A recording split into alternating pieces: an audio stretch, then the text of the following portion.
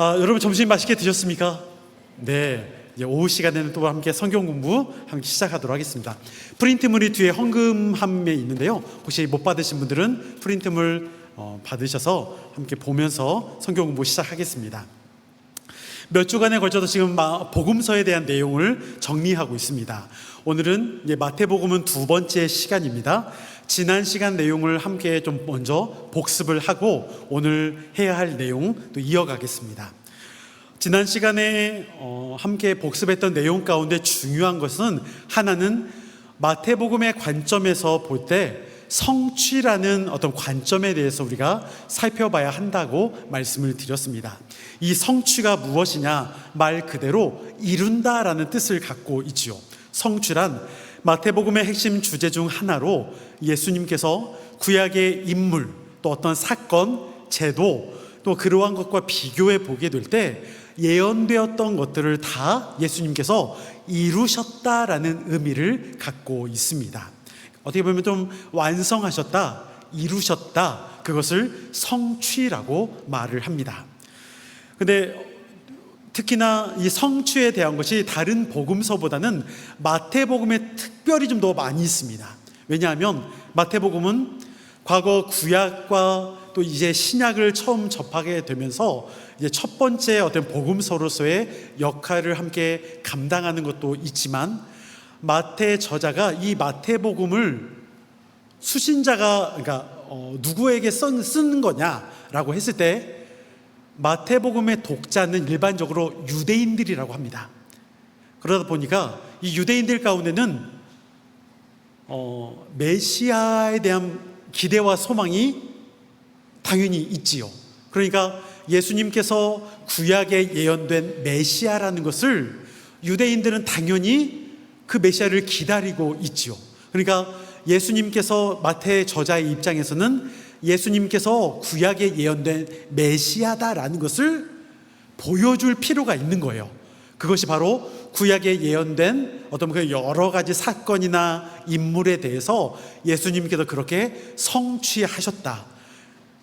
예를 들어서 구약에 나타난 여러 인물들이나 그런 부분, 여기도 이야기를 하겠지만, 예수님께서 그렇게 예언된 말씀을 실제로 마태복음 안에서 이루어가고 있다라면, 그것을 보여준다라면 마태복음의 독자들이 그렇구나, 예수님께서 유대인의 특별히 왕으로 오셨다라는 것을 알게 되는 거죠.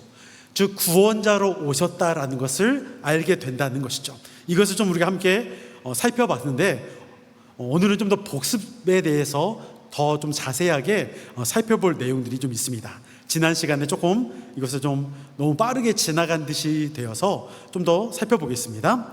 첫 번째는 동정녀 탄생과 임마누엘입니다. 이사야 7장 14절 말씀인데요. 앞에 PPT 우리 함께 읽어보겠습니다. 시작. 그러므로 주께서 친히 징조를 너희에게 주실 것이라. 보라, 처녀가 잉태하여 아들을 낳을 것이요 그의 이름을 임마누엘이라 하리라. 아멘. 여러분, 우리가 많이 들어왔던 이 말씀은 원래는 마태복음에서 많이 들어왔잖아요, 복음서에서. 근데 원래는 이 말씀이 어디에 예언된 말씀이냐면 어디? 이사야서예요. 이사야서 말씀 어디에 있죠? 구약에 있잖아요, 구약. 그죠? 그러니까 구약에 이미 이사야 선지자가 예언을 했던 말씀이에요. 그런데 여기에서는 조금의 다른 건 있어요. 뭐냐면 이사야 선지자가 예언한 이 말씀, 처녀가 잉태하여 아들을 낳을 것이요 그의 이름을 임마누엘이라 한다라고 이야기했을 때의 이 내용은, 예언은 원래는 예수님께서 오실 거야, 구원자로 오신다, 이것에 대한 예언이 아니었어요. 충격적이지 않습니까? 별로 충격적이지 않습니까? 하도 제가 이런 거 이야기해가지고. 뭐냐면 원래는 메시아가 오실 거야 라는 이것이 아니라, 이 당시 이사야 선지자가 활동할 때는 언제냐면 이스라엘 백성들이 남유다가 바벨론에 잡혀갈 때였거든요. 그러니까 바벨론에게 잡혀가고 또 그들에게 자유가 없고 또 핍박을 받는 그러한 상황에서 그들의 정말 해방이 언제냐, 다시 자유가 있는 때가 언제냐, 이거에 대한 초점만 있었어요. 그때가 언제냐? 이사야가 이렇게 예언을 했어요. 처녀가 잉태하여 아들을 낳은 그때 평화가 오고 자유가 온다. 이스라엘이 바벨론에서 해방된다. 그런데 실제로 이러한 일이 이미 벌써 신약이 전에 이루어졌어요. 그러면서 이 말씀을 지금 마태복음의 저자가 다시 이야기를 하면서 진정한 메시아가 왔다라는 것을 이야기를 하는 거예요. 그러니까 여러분 뭐냐면 이거에 대한 성취가 뭐냐면 구약의 이사야 선지자가 무엇인가 예언을 하기는 했지만 그 예언했던 내용이 실제로는 메시아에 대한 선포보다는 그냥 이스라엘의 해방을 가져오는 그러니까 좀 이렇게 탈출을 이야기하는 그러한 말씀이지만 이 말씀이 이제 마태복음에서 사용되면서는 훨씬 더 범위가 커져 버렸죠. 왜냐하면 이스라엘 백성들에게만 한정된 말씀이 아니라 누구에게? 예수 그리스도를 믿는 모든 사람들에게도 이 말씀이 동일하게 들어오게 되는 거예요. 이스라엘 백성들뿐만이 아니라 이 땅에 예수 그리스도를 믿는 모든 사람들이 다 그의 이름을 뭐라고 부른다? 임마누엘, 예수라는 이름, 분명히 우리를 구원하신 자라는 그 이름뿐만이 아니라 하나님이 우리와 함께 하신다는 그 임마누엘의 이름을 우리에게 동일하게 주셨다라는 것을 이야기를 합니다. 그러니까 구약에 예언된 그 말씀보다 훨씬 더 신약에 와서 이것이 크게 성취되었다. 본래의 그 의미보다 훨씬 더 이것이 하나님의 뜻 가운데 이루어졌다라고 말해서 성취라는 단어를 쓸 수가 있습니다. 모든 죄인들을 구원하시기 위한 탄생의 성취입니다. 그리고 두 번째, 어디로 피신할까요? 예수님이 어디요? 애굽 맞습니다. 이집트로 피신합니다. 근데 이 애굽으로의 피신과 귀환이 여러분 이스라엘의 출애굽과 예수의 출애굽에 대한 부분으로도 함께 비교가 돼요. 출애굽 세대들 가운데 여러분 이스라엘 백성들을 보면 과거 모세와 함께 했던 그 이스라엘 백성들, 원래는 야곱의 12 아들이 기근을 피해서 창세기에 보면 가나안 땅 애굽으로 가나안 땅이 아니라 가나안 땅에서 애굽으로 피신을 했잖아요. 근데 그렇게 400년, 430년의 시간이 흐르면서 민족을 이룹니다. 그런데 여러분 출애굽을 하고 결과적으로 약속의 땅에 들어갔나요? 안 들어갔나요? 이렇게 말하면 좀 알쏭달쏭하죠. 왜냐하면 1세대는 못 들어갔지만 2세대는 들어갔잖아요. 그렇죠? 그러니까 어떻게 보면은 1세대는 못 들어가고 2세대는 들어가고 이것이 좀 약간 반반 섞인 듯이 보여지기도 하고, 근데 엄밀히 또 말하면 2세대가 들어왔지만 2세대가 정말 제대로 신앙생활을 했느냐라고 또 물어본다면 약간의 실패도 있기는 해요. 근데 그걸 떠나서, 그런데 예수님도 알고 보면 애굽으로 피신한 적이 있죠. 언제입니까? 여러분 제 눈치 보지 마시고요, 그냥 아는 거 말씀하셔도 괜찮습니다. 말씀에서 틀리면 그냥 한번 쪽팔릴 뿐이죠. 그냥 네, 그렇죠? 여러분 뭡니까? 예수님이 애굽으로 피신할 때가 언제였죠? 헤롯에 의해서, 그렇죠, 죽을 어떤 위기의 상황이 있었잖아요. 그래서 애굽으로 피신하게 됩니다. 그리고 이제 그러니까 베들레헴에서 아이를 낳고 예수를 낳고 이제 피신을 하게 되었죠. 그리고 난 다음에 다시 돌아오게 되잖아요. 근데 돌아오면서 예수님의 사역은 어떻습니까? 실패했습니까? 아니죠.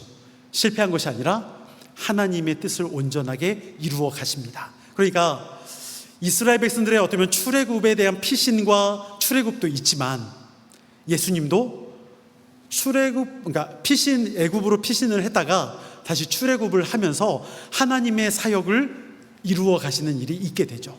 이스라엘 백성들은 출애굽에서 약속의 땅에 들어가지 못한 적도 있고 들어가기도 하고 어쩌면 그들의 어떤 모습이 실패를 했지만 예수님은 오히려 나오셔서 하나님의 나라를 이루어 가시죠.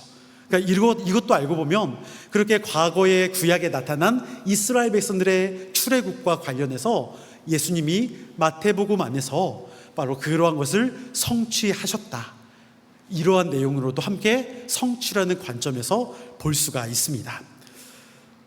세 번째를 볼까요? 세 번째 보면, 여러분, 세 번째 무엇을 타고 예수님이 예루살렘에 입성하셨을까요? 나귀 새끼, 그렇죠? 나귀 새끼를 타고 입성하셨습니다. 네. 근데 나귀를 타고 이제 입성을 하셨는데요. 우리 스가랴서 9장 9절 말씀을 한번 볼까요? 스가랴서 9장 9절 말씀, 우리 PPT 함께 읽어봅니다. 시작.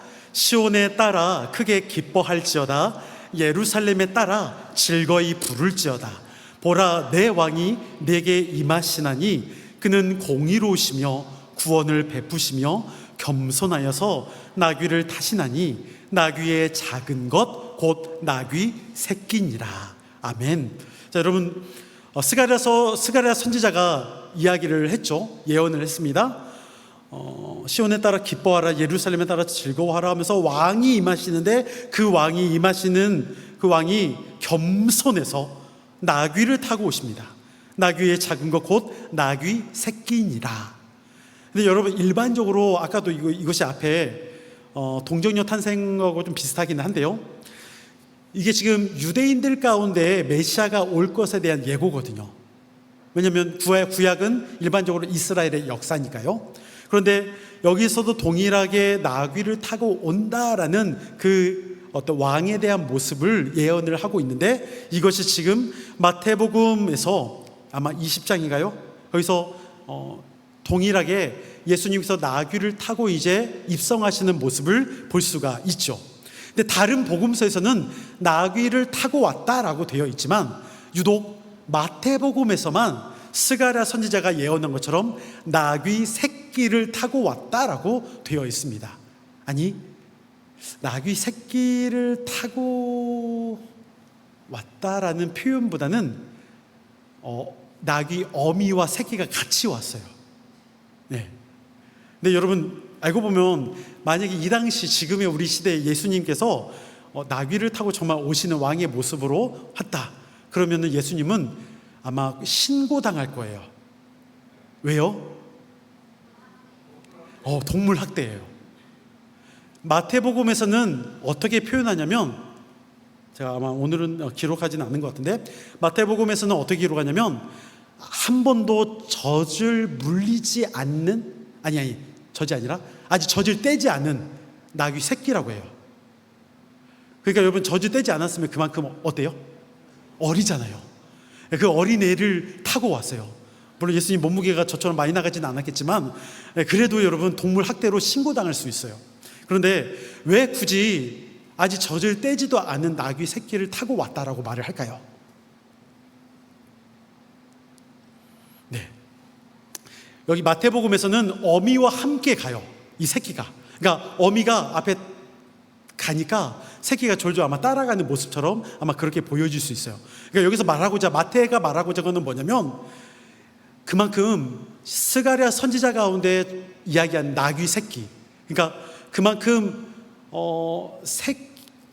그냥 베이비, 또 새끼라고 하니까 뭔가 좀 발음이 좀 어감이 좀 안 좋아서요. 이 베이비가 어미를 따라가는 어떤 그러한 상황 가운데 아주 정말 한 번도 태우지 않은 아이라는 거예요. 그러니까 그만큼 더 뭐냐면은 더 어린 아이, 그 아이를 나귀를 데리고 감으로 인해서 예수님이 그 가운데 타셨다. 그러니까 어떻게 보면 더 진짜 학대받을 만한 일일 수 있죠. 그런데 그걸 표현함으로 인해서 마태가 말하고자 하는 건 뭐냐면, 겸손한 왕, 평화의 왕이 정말 그 나귀 새끼 아주 작은 아이를 타고 오셨다라는 것을 통해서 스가랴 말씀이 정말 이루어졌다라는 것을 이야기하는데 중점이 있는 거죠. 스가랴서의 말씀은 근데 여러분, 유대인들에게만 허용될지 모르지만, 겸손의 왕으로 이 땅에 오신 예수님, 그분은 단지 유대인들을 위해서만 오신 왕이 아니시라 저와 여러분들, 이 땅의 죄인들을 위해서 겸손히 오신 왕임을 또한 성취하신 거죠. 더 큰 성취를 이루신 그 예수님에 대해서 알 수가 있습니다. 네 번째는 율법의 성취입니다. 구약의 율법이 아닌 새로운 하나님 나라 규정에 대해서 말씀합니다. 이게 마태복음 5장에 들어가 있는 내용 6가지 명제가 있는데요. 예를 들자면, 이것도 지난 시간에도 하긴 했지만, 살인하지 말라라는 것이 구약의 내용이었죠. PPT 한번 보여주죠. 율법의 성취.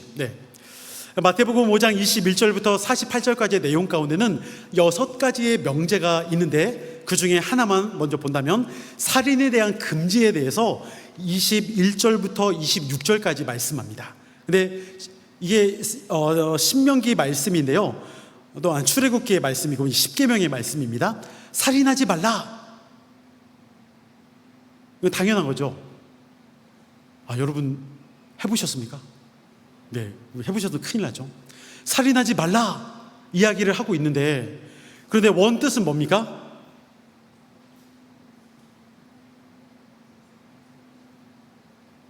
말씀을 한번 읽어볼까요? 그러면 그 뒤에 우리 마태복음 5장 21절과 22절 있죠. 이 말씀이거든요. 우리 함께 읽어보겠습니다. 시작. 옛사람에게 말한 바 살인하지 말라.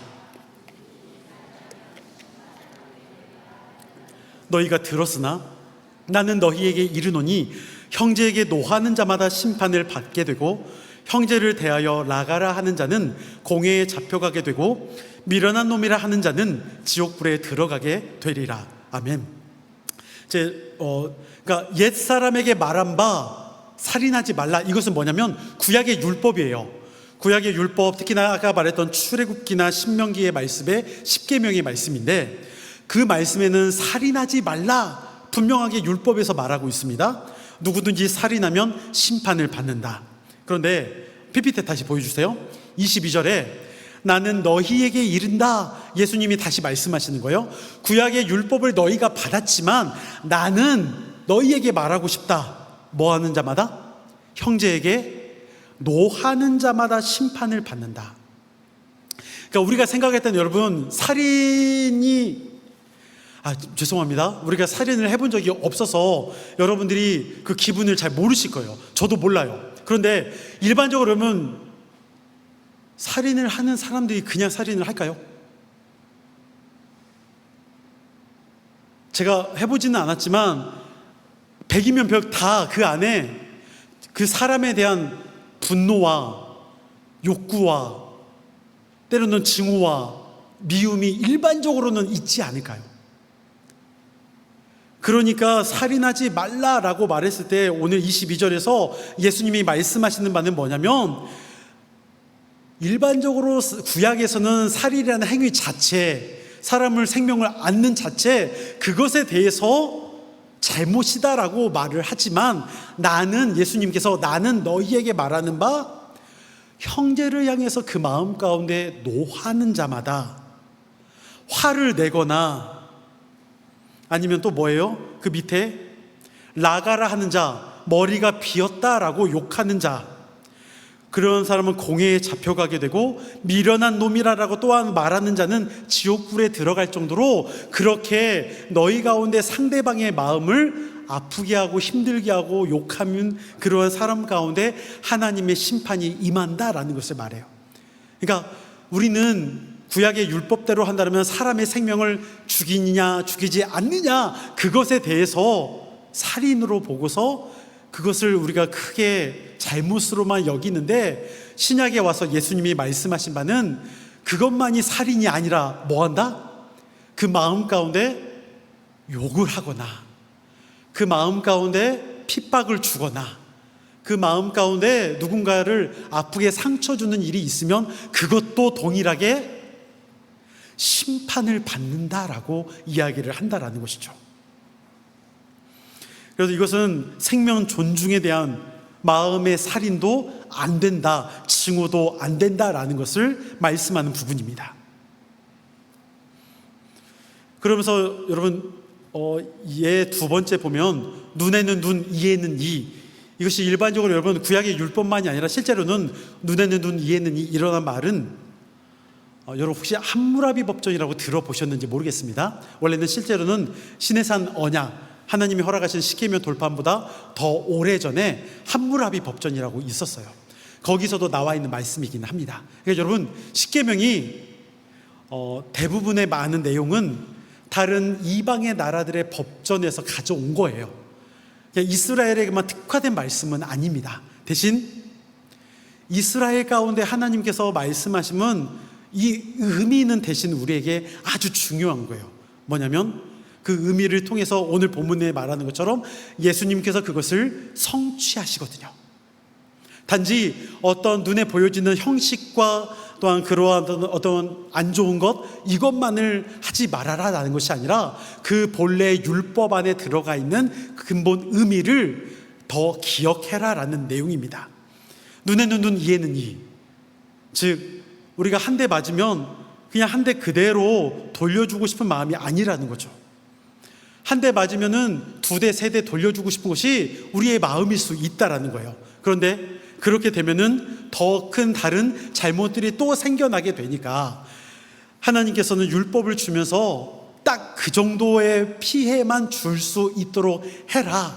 더 이상의 것을 관여하면 안 된다. 약자 보호법으로 주시는 내용도 함께 있는 것이죠.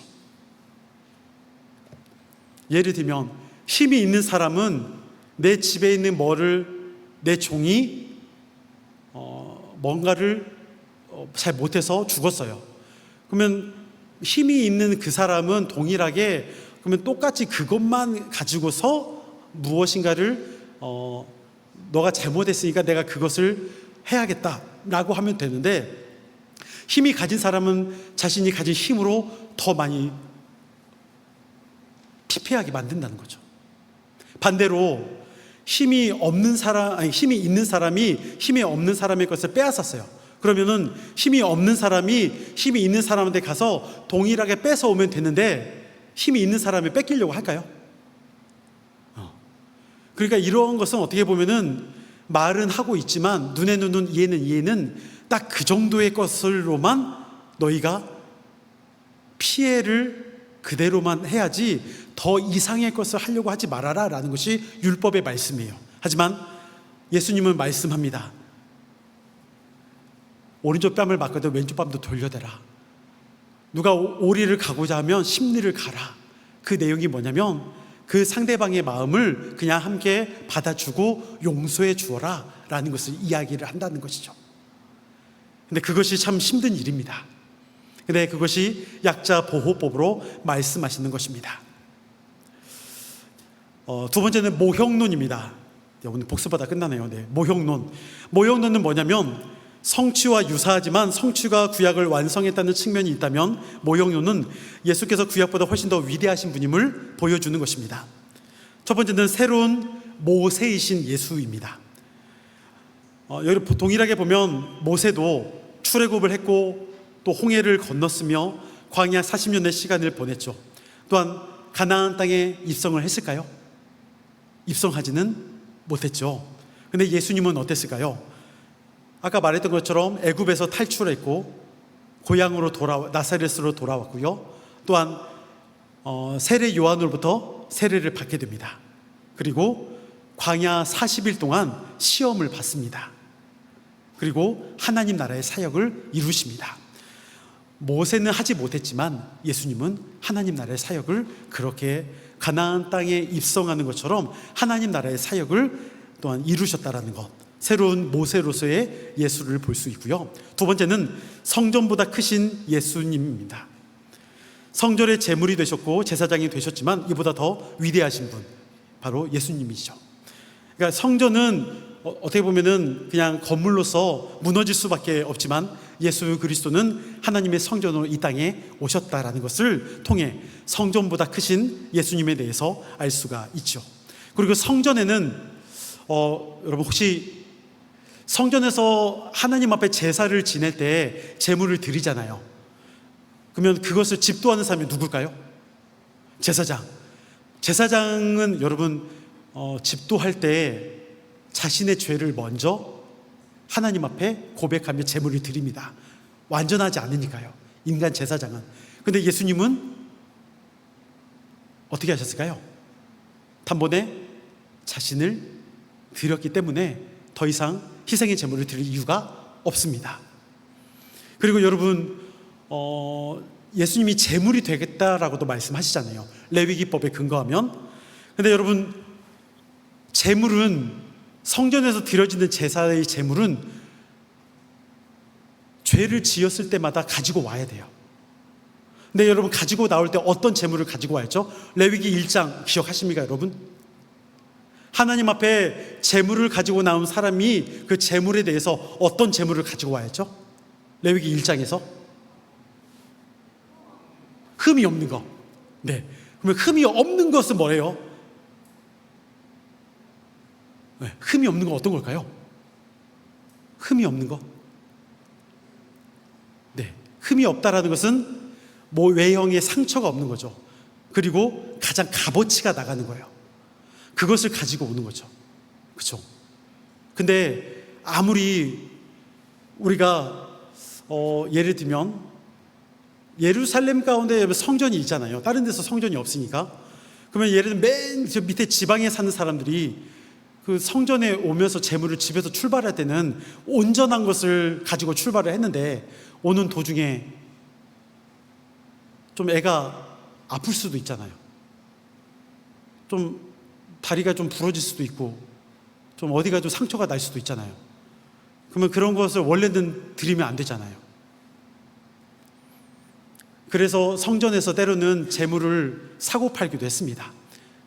그런데 그러한 것들을 가지고 온다고 하더라도, 여러분, 가장 귀한 것을 가지고 온다 하더라도 우리가 생각하는 예수님보다 더 귀한 것은 있을 수는 없잖아요. 그렇기 때문에 성전보다 크신 예수님은 제물이나 제사장보다 훨씬 더 크신 분이심을 이야기를 한다는 것이죠. 세 번째, 요나보다 크신 예수님입니다. 마태복음 12장에 있는 내용인데요, 여러분, 요나가 3일 동안 어디에 있죠? 물고기 뱃속에 있습니다. 물론 물고기 뱃속에 있으면서 죽었다라고 말하지는 않습니다. 그렇죠? 예수님은 3일 동안 죽으셨을까요? 안 죽으셨을까요?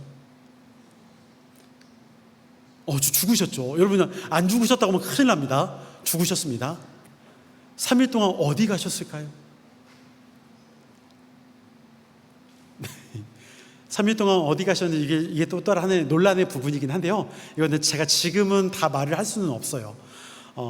아마도 음부에 내려가셨다라는 표현이 좀 일반적으로 맞을 것 같고요. 그 음부라고 했을 때 이 음부가 아마도 과거에 예수 그리스도를 믿지 않음으로 인해서 옥에 갇혀 있는 사람들 가운데 베드로전서의 말씀에 보면은 3장인가요?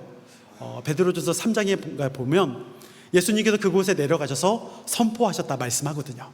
즉, 죽은 자들 가운데도 매여 있는 그들에게도 예수님은 선포하셨습니다. 예수님을 믿어라, 그게 아니라요, 예수님이 죽으시고 메시아로 오셨고 부활하실 것을 선포하십니다. 그러니까 살아있는 사람에게만 예수님은 자신이 메시아임을 말씀하시지 않아요. 이미 죽은 자들 가운데도 말씀하심으로 인해서 모든 것을 다 이루시는 거죠.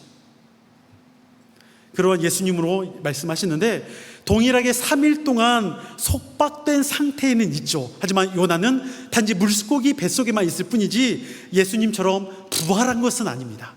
그렇죠? 물론 의문을 제기할 수도 있죠. 아니, 물고기 뱃속에 3일 동안 어떻게 살 수 있냐?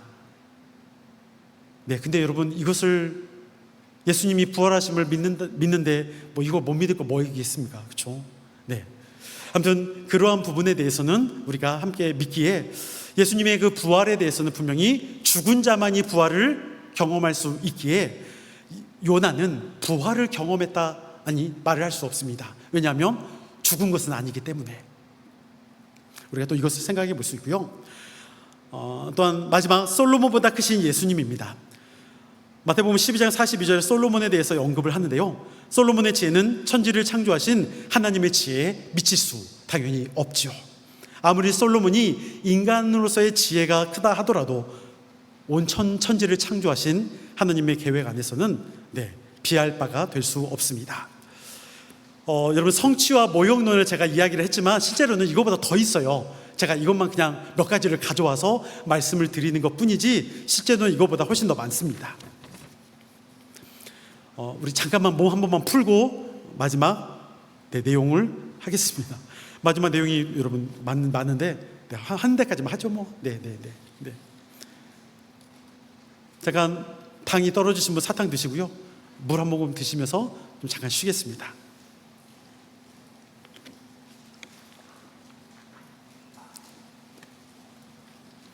뒤에 사탕 있으니까 사탕 뒤에서도 가져다 또 맛있게 드시면 됩니다.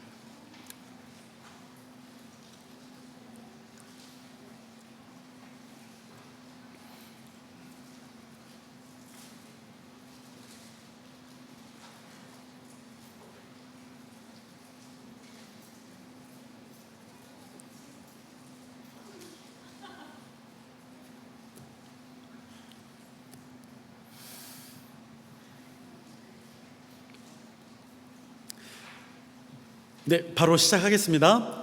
뒷장 이쪽에 보면은 마태복음의 구조에 대해서 되어 있습니다.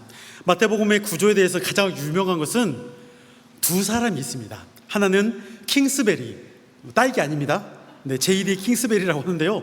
이 킹스베리라는 한 사람이 세 개의 막으로 또 이렇게 이야기를 했고요. 또 다른 또 유명한 사람이 누구냐면 베이컨이라는 사람이 있습니다. 다 음식이죠. 네, 베이컨이라는 사람이 있는데 이 사람은 오중 구조를 또 이야기를 했습니다. 그런데 저는 오늘 오중 구조보다는 그냥 짧게 삼중 구조, 킹스베리라는 학자가 이야기한 그 내용에 대해서 좀 보겠습니다. 마태복음을 세 개의 단락으로 나눔에 있어서 이 킹스베리라는 학자는 제가 조금 더 굵은 글씨와 함께 밑에 제가 글 써놨는데 마태복음 4장 17절과 마태복음 16장 21절에 등장하는 이때부터라는 어떤 그러한 단어와 함께 실제로 이때부터 어떠한 사역이 이루어지는가 그것을 좀 더 초점을 맞췄던 것 같습니다. 그러니까 마태복음 4장 17절 말씀 여러분 프린트물에 있죠? 밑에 우리 함께 읽어봅니다. 시작. 이때부터 예수께서 비로소 전파하여 이르시되 회개하라 천국이 가까이 왔느니라 하시더라. 아멘. 네. 그러니까 마태복음 4장 17절을 기점으로 해서 그 이전에는 그러니까 1장 1절부터 4장 16절까지는 잘 보면 예수님께서 족보에 대한 내용이 1장에 등장합니다. 그리고 또 예수님의 탄생이 2장에 가서 있고요. 3장에 가서 예수님이 세례 요한으로부터 세례를 받습니다. 그리고 마태복음 4장에 가면 사단의 시험을 3가지를 받게 되죠. 그러니까 그러한 어떤 내용들. 그러니까 예수님이 이 땅에 인간의 몸 성육신하셨고 그리고 인간의 몸으로 나셨으며 그리고 세례도 받으시고 시험도 받으십니다. 마귀의 어떤 사단의 시험 3가지 가운데 그냥 피할 수도 있고 그것에 대해서 그냥 물리칠 수도 있겠죠. 그런데 예수님이 그 모든 것들을 그대로 담당하셨습니다. 여러분 광야에서 40일 동안 금식하셨잖아요. 여러분 금식 해보셨죠? 며칠 정도 해보셨어요? 사흘, 3일. 제가 아는 이제 에스라 학교 다닐 때 목사님은 1년에 한 2-3차례에서 40일 금식을 하시거든요. 저도 만나면 이야기를 해요. 왜 그렇게 금식을 하냐고. 네. 근데 금식만 했지 제가 볼 때 똑같이 살아요, 그냥. 네. 왜 금식하나 싶을 만큼 그러기도 하는데 아무튼 근데 여러분 광야에서 40일 동안 금식한다는 것은 얼마나 힘들까요? 그렇죠? 근데 예수님께서 그러한 시험이든 뭐든 인간의 몸으로 오셔서 이 내용의 첫 번째 문단, 그러니까 첫 번째 어쩌면 구조에서는 예수님께서 누구시며 이 땅에 왜 오셨는가에 대해서 말씀합니다. 그래서 메시아 예수의 인격과 기원이라 말을 할 수 있습니다. 여기서 말하는 인격이라는 것은 예수님이 인간의 몸으로 오셨다라는 것입니다.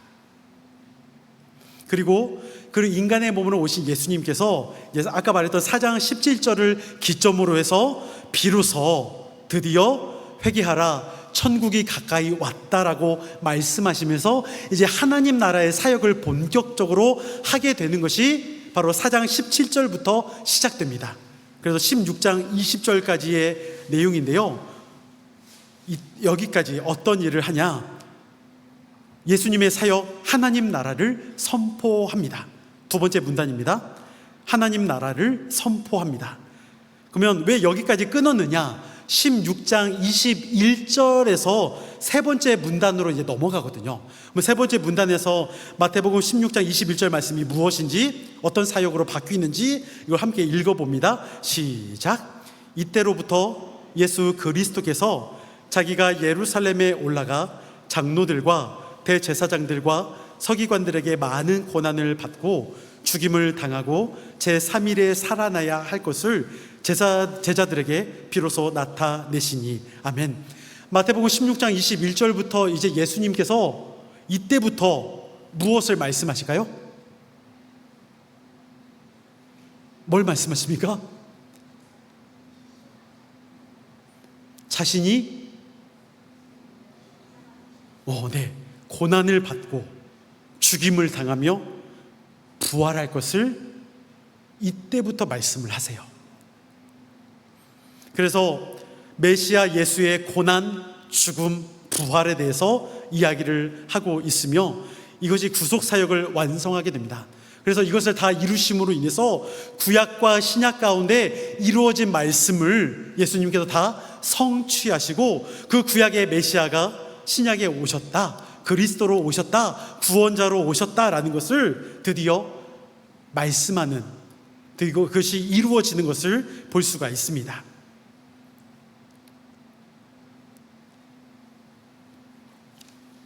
그래서 킹스베리는 이렇게 세 개의 문단으로 나눠서 메시아 예수의 인격, 그가 인간의 몸으로 오셨고 또한 또 세례를 받으시고 시험을 받으셨던 어떤 그러한 모습으로 인격과 기원에 대해서 이야기를 하고 있고, 그리고 4장 17절을 기점으로 해서 이때부터 비로소 천국에 대한 복음을 전파하시는 그런 예수님의 모습을, 메시아 예수의 선포를 말씀하시면서 마지막 세 번째 문단에서 16장 21절에서는 비로소 자신의 죽음과 고난과 부활을 언급하심으로 인해 실제로 이제 그 사역을 오히려 좀 더 깊숙하게 들어가는 모습을 볼 수가 있습니다.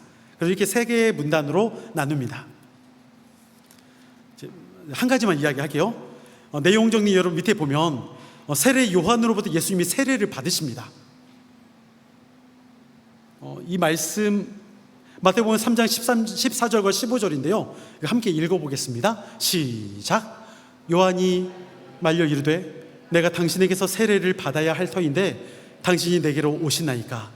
예수께서 대답하여 이르시되 이제 허락하라. 우리가 이와 같이 하여 모든 의를 이루는 것이 합당하니라 하시니 이에 요한이 허락하는지라. 아멘. 예수님께서 세례 요한에게 세례를 받으러 나오십니다. 그러니까 세례 요한이 뭐라고 하냐면, 아니 당신에게 내가 세례를 받아야 하는데 왜 지금 당신이 나에게 세례를 받으러 나옵니까? 말이 좀 그럴싸하지 않습니까? 그죠? 오히려 예수님이 세례를 줘야지 어떻게 세례 요한에게 세례를 받습니까? 그러니까 15절에서 예수님이 뭐라고 하냐면 허락하라. 우리가 이와 같이 모든 의를 이루는 것이 합당하다, 마땅하다 말합니다. 그러니까 모든 의를 이룬다는 것이 뭐냐면 예수님이 인간의 몸으로 오셨잖아요. 인간의 몸으로 오셨기 때문에 우리가 신앙생활하고 또한 예수님이 십자가의 죽음과 부활 또 함께 모든 것을 담당하시기 위해서 인간의 몸으로 이 땅에서 신앙의 어떤 그런 교육과 과정 가운데 마땅히 받아야 할 그 모든 과정에 대해서 예수님도 내가 감당하겠다라는 거예요. 그것이 모든 의를 앞으로 이루어야 할 그 모든 사역에 대한 부분을 내가 이루기 위해서는 그 의를 다 받아야 한다, 이루어야 한다라고 말씀하십니다. 근데 여러분, 그러면 세례를 받으셨어요. 그 다음 우리가 생각하는 게 뭘까요? 세례를 받았으니까 이제 본격적으로 예수님께서 하나님 나라를 사역하는 것을 우리는 기대할 수 있지 않을까요? 세례를 받고 열심히 주의 사역을 감당하는 것. 그런데 세례를 받고 난 이후에 예수님께 가장 마태복음의 저자가 첫 번째로 말하는 것은 뭐냐면 마태복음 4장 1절입니다. 마태복음 4장 1절 말씀을 우리 함께 읽어봅니다. 있을 텐데 왜 있죠? 네. 함께 읽습니다. 시작. 그때에 예수께서 성령에게 이끌리어 마귀에게 시험을 받으러 광야로 가사. 아멘. 여러분, 세례를 받았을 때 여러분 그 세례 모습 혹시 기억나십니까? 예수님이 세례를 받으셨을 때 어떤 일이 있었죠? 네, 우리 이미구 주사님 뭐라고 쫙 말씀하시면 뭐죠 이게? 네, 하늘에서 비둘기가 쭉 성령이 내려오셨죠. 그러면서 하늘에서 음성이 들려왔어요. 뭐다? 내 사랑하는 아들이라. 삼위일체의 모습이 그 가운데 나타납니다. 성부 하나님 말씀하시고 성령님이 임하시고 예수님이 세례를 받으시고, 여러분 그 삼위일체의 하나님께서 그 가운데 온전하게 성경에서 몇 가지 삼위일체를 말하는 장면이 몇 가지 안 되는데 거기서 첫 번째로 등장하거든요. 근데 그 삼위일체 하나님 충만한 은혜 가운데 있는데 그 은혜를 받고서 그 다음에 바로 이어지는 게 뭐다? 마태복음 4장 1절, 성령에게 이끌려 어디에게 간다? 광야로 가서 마귀에게 시험을 받으러 가요. 잘 이해가 되지 않지 않을까요? 여러분, 성령으로부터 충만한 은혜를 받으면 우리가 가야 할 곳이 어떻게 보면은 우리에게 맡겨진 귀한 사역을 감당하기 위해서 가는 것이 마땅하잖아요. 그런데 지금 예수님은 아까 말했던 것처럼 모든 의를 이루기 위해서는 예수님이 비록 하나님이시기도 하지만 인간의 몸으로 오셨기 때문에 사단으로부터의 시험도 받으셔야 했어요. 모든 유혹을 다 이겨낼 수 있을 만큼의 예수님도 준비가 되어야 했어요. 그것을 준비하고서 사역을 시작하셨어요. 그렇기 때문에 예수님도 성령 충만함 가운데 그것을 감당하시기 위해 광야로 나가셨습니다. 저와 여러분들도 마찬가지인 것 같습니다. 주일날 우리가 때로는 은혜를 받고 함께 준비되고 우리가 훌륭하게 뭔가 성장해 갔다라고 하더라도 여러분, 교회에서만 우리가 신앙생활 열심히 할 이유가 없습니다. 더욱 중요한 것은 여러분들의 가정과 직장과 곳곳에 가서 여러분들의 성령 충만함 가운데 살아가는 것입니다. 근데 여러분이 성령 충만함 가운데 살아가지 못한다라면 그럼 여러분, 우리는 교회에서만 단지 그리스도인일 뿐입니다. 제가 또 이렇게 말하면 또 그렇지만, 제가 저희 집에 가서 저희 아내가 있지만 아내에게 맨날 그냥 막 죄송합니다 막 욕하고 발기질하고 막 그러고 막 아내가 맨날 막 화장으로 멍을 지우고 있고 막 한다면 우리 장인 장모님도 계신데 제 마음이 좀 그렇어요. 네, 절대 그러지 않습니다. 네, 아무튼 여러분, 그런다고 하면 제가 정말 그리스도인일까요? 제가 정말 목사일까요? 근데 여러분, 이것은 저에게만 주어진 게 아니잖아요.